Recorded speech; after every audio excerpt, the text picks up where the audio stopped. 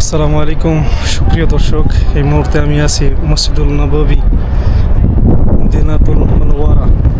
পিছনে যেটা দেখতেছেন এটাতেই এই গম্বুজের নিচে নবী করিম সাল্লাল্লাহু আলাইহি সাল্লাম শুয়ে আছেন। আসসালাতু আসসালামু ইয়া নবিয়িনা মুহাম্মাদিন আবদুহু ওয়া রাসূল। এই মাত্র আমি জান্নাতের বাগান রিয়াদুল জান্নাত থেকে আসলাম।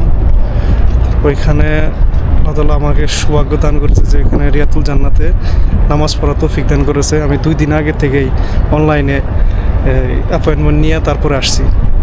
এর আগেও আসছিলাম কিন্তু পারি নাই। যে নবী করিম সাল্লাল্লাহু আলাইহি সাল্লাম বলেছেন যে আমার ঘর এবং আমার মেম্বারের মধ্যখানটায় হচ্ছে রিয়াদুল জান্নাত বা জান্নাতের বাগান। আমার ঘর থেকে এবং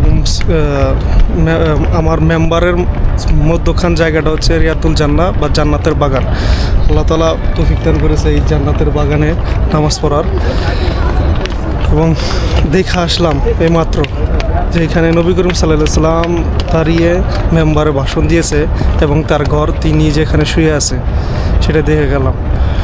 সবাই দোয়া করবেন ইনশাল্লাহ। এই তো। আসসালামু আলাইকুম।